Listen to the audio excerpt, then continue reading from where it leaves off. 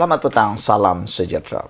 Ini pendedahan Ketua Hakim Negara yang kamu wajib share kepada semua grup WhatsApp, grup Telegram, grup Facebook, grup Instagram, grup apapun, TikTok, apa semua tuh. Saya tak pedulilah Anda share muka saya katakan, saya suka dengan isu kali ini. Yaitu apabila Ketua Hakim Negara akhirnya buka cerita, buka mulut, buka cerita tentang kehakiman atau tentang ada cubaan menakut-nakutkan badan kehakiman baru-baru ini. Wow, ini pasti hangat. Oleh sebab itu, saya mohon Anda share video ini supaya semua orang tahu bahawa memang ada orang-orang durjana yang tertentu nih, dia berani sangat, dia ingat dialah paling kayangan di Malaysia, dia ingat dialah paling hebat di Malaysia, dia ingat dialah paling jagoan di Malaysia, dia ingat dialah bos di Malaysia, sehingga mahkamah dan kehakiman pun cuba ditakut-takutkan. Saya langsung tak setuju dengan tindakan orang-orang yang biadab seperti ini, yang cuba menakut-nakutkan badan kehakiman Malaysia. Saya tak setuju langsung. Tindakan seperti ini saya kecam sekecam-kecamnya, kerana badan kehakiman Malaysia ini adalah pelindung terakhir kepada rakyat Malaysia. Tanpa badan kehakiman yang benar-benar bebas, tanpa badan kehakiman yang benar-benar terlindung, kita semua sebenarnya sudah hilang keyakinan dan sudah hilang payung kita. Oleh sebab itu, saya sangat setuju apabila Ketua Hakim Negara ini mendedahkan cubaan-cubaan, takut-takutkan badan kehakiman. Dan kalau bolehlah, orang-orang yang cuba menakut-nakutkan badan kehakiman ini, cepat-cepatlah ditangkap, cepat-cepatlah diadili, dan cepat-cepatlah didedahkan. Kita nak tahu siapa orang yang betul-betul jagoan berani ini, sehingga badan kehakiman pun mereka sergap, badan kehakiman pun mereka langgar saja, radu saja. Ini memang siapa orang ini, kita nak tahu juga. Hari ini Ketua Hakim Negara Tengku Maimun Tuan Mat bersuara menentang percubaan pihak-pihak tertentu untuk menakut-nakutkan badan kehakiman dalam kes politik yang dibicarakan tahun lepas. Siapa yang dibicarakan tahun lepas itu? Anda pasti masih ingat, yaitu ketika Ketua Hakim Negara kita, yaitu Tengku Maimun Tuan Mat, menjadi Ketua Hakim dalam perbicaraan terakhir Najib Tun Razak di Mahkamah Persekutuan yang dipengerusikan oleh Ketua Hakim Negara ini. Dalam 5 panel hakim yang berkumpul itu, kelima-limanya sebulat suara menjatuhkan, mengekalkan hukuman penjara dan denda terhadap Najib. Namun demikian, kita pun tak tahu sangat siapakah yang dimaksudkan oleh Ketua Hakim Negara ini. Tetapi dia memberi clue yang cukup jelas. Kalau kamu tahu, sila share kepada kami, sila tulis dalam ruangan komen di bawah ini, sila beritahu kami pada pendapat kamu, siapakah sebenarnya orang yang dimaksudkan oleh Ketua Hakim Negara ini yang cuba menakut-nakutkan badan kehakiman dalam kes politik yang dibicarakan tahun lepas. Saya rasa tidak banyak kes politik yang dibicarakan tahun lepas, hanya satu yang paling hangat sehingga selesai pada tahun lepas, yaitu kes perbicaraan SRC Internasional Najib Tun Razak.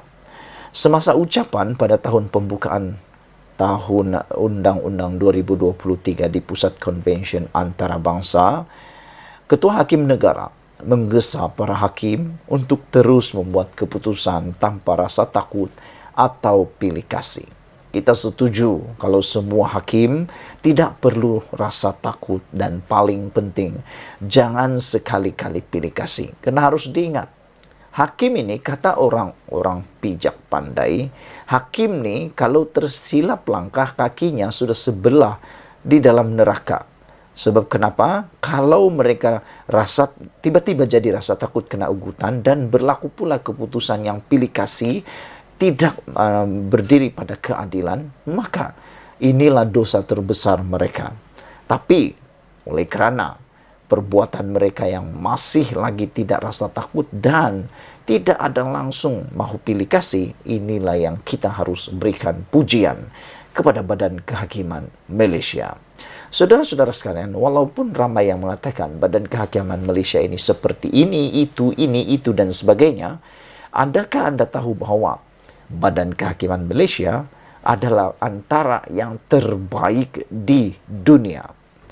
Bagaimanapun, Tengku Maimun tidak mendedahkan siapa pihak yang dimaksudkannya itu.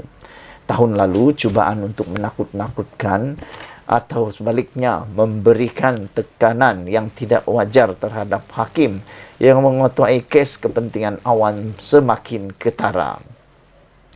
Percubaan ini adalah penghinaan langsung terhadap kedaulatan undang-undang dan kebebasan kehakiman, kata Ketua Hakim Negara lagi. Mereka sememangnya patut dikutuk dan sememangnya ramai yang dengan tegasnya bersuara menentang mereka. Nah, macam yang saya kata sebelum ini, perbuatan ini patut dikutuk. Apalagi mau disokong, jangan sokong langsung.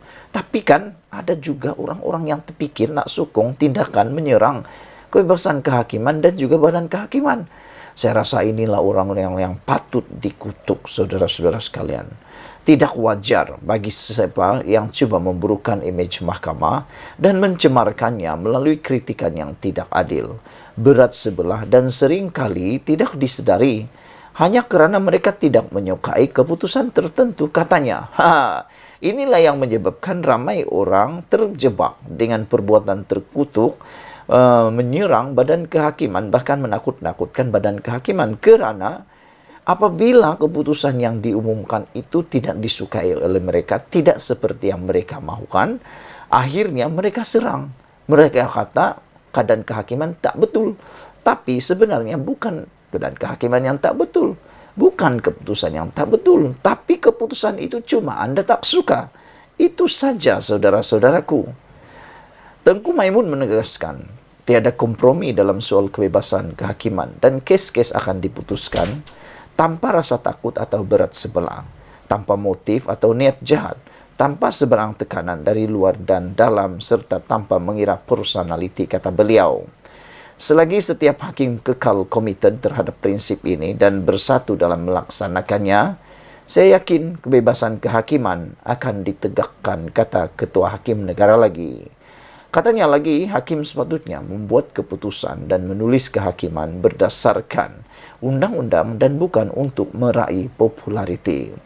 Kita menulis agar orang awam tahu akan fungsi kehakiman dan bukannya untuk mendapatkan sokongan daripada orang-orang awam atau mana-mana pihak. Jika hakim membuat keputusan berdasarkan hal lain selain undang-undang atau fakta, maka dia membuat keputusan yang tidak selari dengan undang-undang. Dia gagal menegakkan kebebasan dan kehakiman dan kedaulatan, katanya lagi.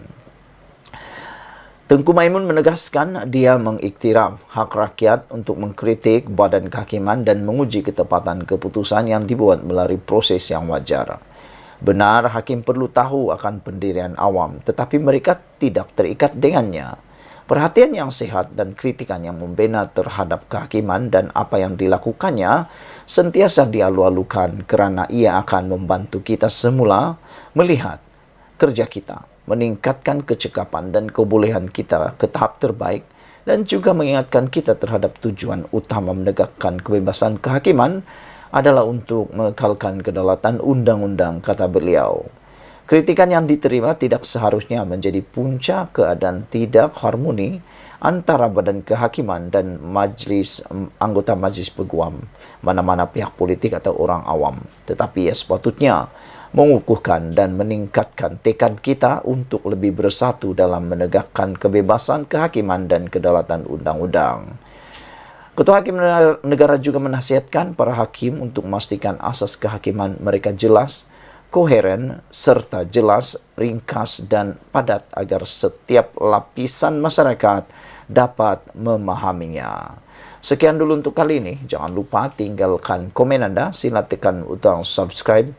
Kita jumpa lagi. Bye-bye.